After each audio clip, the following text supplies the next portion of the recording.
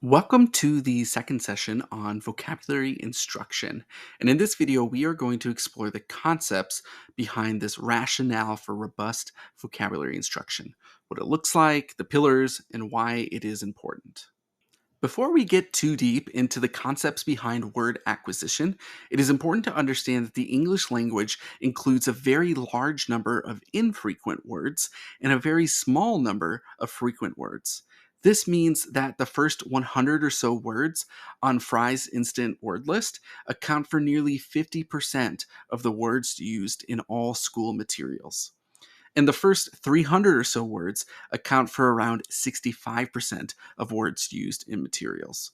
So it's not until we get up to nearly 5,000 words that we cover about 80% of the words that we need in order to cover content kindergarten and up. So the fact that a relatively small number of frequent words account for so many of the words students will encounter throughout their educational experience means that students really must know these words pretty well in order to be successful. And knowing a word goes beyond just knowing a definition. Let me show you a couple of examples. If I asked you the meaning of a word that you've used or heard, such as precipitation, you might not be able to provide me with the exact dictionary definition for that word. However, you most likely could use that word in a sentence, or at the very least, understand it when someone else uses it. Most likely, you could check the weather forecast and understand the information being provided. And those things are far more important for communication and learning than being able to recite a dictionary definition. Similarly, sometimes the definition does nothing to help you with understanding. Suppose you had this dictionary definition for the word onion. Would this definition help you understand a text any better? Probably not. And that is because it doesn't provide us with enough meaningful information or knowledge of the concepts that this word represents to be practically useful. So, when we really know the meaning of a word, when we can use that word to learn and communicate, we know far more information about it than is contained in a brief definition. And knowing a word is not this all or nothing proposition. It can be helpful to think of word knowledge instead as a continuum. We may know some, but not all of the information about a word. Sometimes we hear a word and we know something about what it means, but not enough to know how to use it on our own. So we use this term receptive language for words we can understand, and expressive language for words we can use in speaking or in writing. We often have enough knowledge about a word to understand it receptively before we feel comfortable using it expressively. This is why, in studies with students, vocabulary depth was a much better predictive indicator for reading comprehension than wide word use. Depth meaning students could provide their own definitions for words, as well as being able to select similar words. Let's look at what some of these parts of words that students might understand look like. Students might understand a formal definition for a word, such as precipitation is water falling from the sky, like rain or snow or sleet or hail. They may understand synonyms and antonyms of a word, so sleepy and fatigued are other ways to say tired, and energized and lively are ways to say not tired. Students may also understand categorical information about words, so an apple and a papaya are both types of fruit. Students may also understand multiple meanings, such as bark is a noise made by a dog, but also the outside covering of a tree. Morphological knowledge, knowing that the prefix re also means again, so redo means to do again. And they may also understand word concepts, such as communication not just being verbal, but also nonverbal or even written. Students can understand formal and informal meanings of words. So they may know that a cow is an animal, but also don't have a cow as a type of figurative language. They may understand shades of meanings. So happy as being the feeling of a joy, but elated as something that is extremely happy, a stronger version of happiness, or the phonological knowledge of a word and how to pronounce it. Students may understand orthographic knowledge of how to put a word together or spell a word. They may also understand discipline specific meanings of a word. So when we use the word plot in ELA while discussing literature, we likely mean the storyline or sequence of events. But in history, plot might mean something of a secret plan. And in math or science, Plot might mean a graphical technique for representing data. Students may also understand word syntax on how and when to use a word in a sentence. Reading comprehension is this byproduct of word recognition and language comprehension. So, students will be unable to read for meaning if they aren't competent in both of these areas. Going a bit deeper, Scarborough's rope elaborates on this simple view of reading by discussing the two domains and how they can be broken down into measurable skills. One of those domains is word recognition, which includes decoding, phonological awareness, and sight recognition. This part of the rope has been taught more and more comprehensively in the last couple of years, thanks to more interest in the science of reading. The other domain is language comprehension. This strand, which includes vocabulary, language, and background knowledge, is equally important as it relates to comprehending what we read. We are going to zoom into that part of the rope and focus on the four major influences that we can utilize to support vocabulary acquisition. These are the pillars of how we can support kids in learning, using, and holding on to new words. The first of these major influences is cultivating word love. I've seen in classrooms where teachers stop and they talk and they get excited about new words and they prioritize vocabulary on their walls and boards and then their spaces. So sometimes this content and passion combine in ways that give off this love of words. Cultivating word love then means a couple of different things. It means both modeling sophisticated vocabulary use and making a culture of it, but also an awareness and interest in words and their meanings.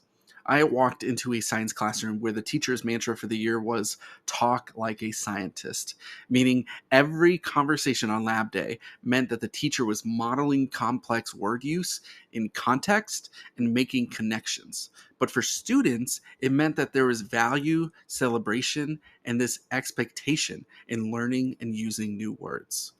Use that thing over there to see how much stuff is there turned into use the beaker to measure the total available materials in grams. So, this idea of a culture of words showcases what you want to see repeated, but also unlocks this opportunity for students to take their classroom talk and their writing to the next level. The second major tool for vocabulary acquisition is wide reading. Wide reading relates to both reading across genres, but also reading both fiction and nonfiction. Being given opportunities to read things we wouldn't normally read on our own, and pushing the boundaries of the views and perspectives found in what students read. This provides exposure to more types of words across more genres, with opportunities to hear those words used in different ways. Let me tell you why wide reading alone isn't always enough. Sometimes it leads to me being stuck reading passages such as this. We have seen in the previous chapter how the existence of an order disorder duality structure allows the obtainment of a full quantum theory of topological excitations. So, wide reading got me into reading this exciting nonfiction passage.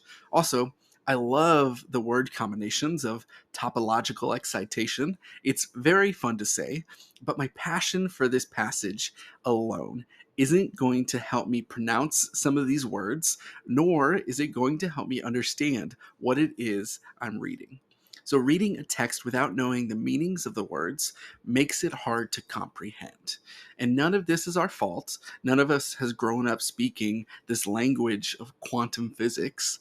Rather, these words and the concepts that they represent need to be learned over time and in meaningful contexts with appropriate strategies. This brings us to pillar number 3.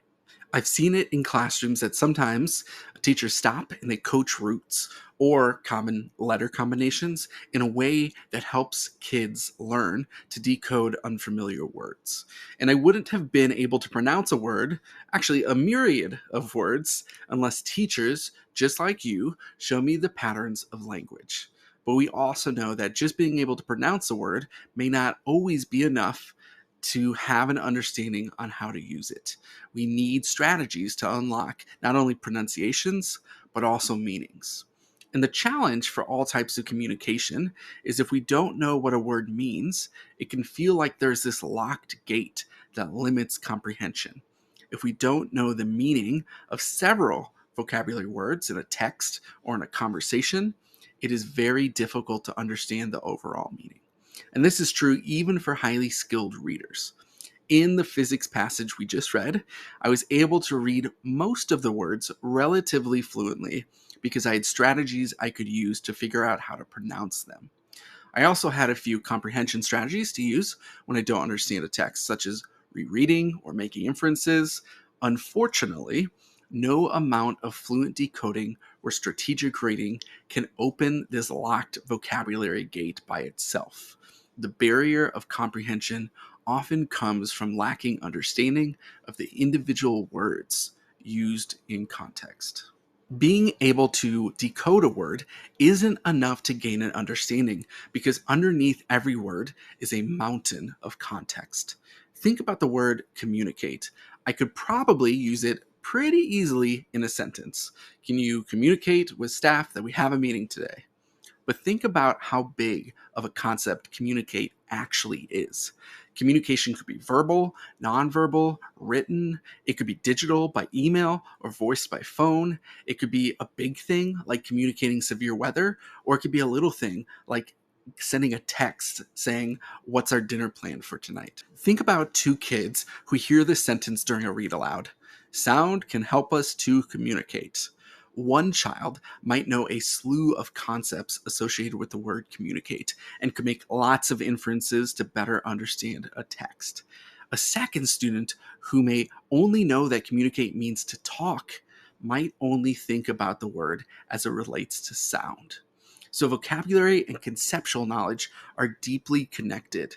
So, it makes sense for students to learn new word meanings as they learn the concepts and ideas that these words represent. This nuance of language is what brings us to this last pillar of language acquisition: learning individual words. One area that we've moved away from in the last several years is learning individual words, partly because it doesn't seem like our best bang for our buck. How many words are out there? A ton. There's no way we can learn all of them, but also because coming up with a structure to teach a word that is engaging for students is tough.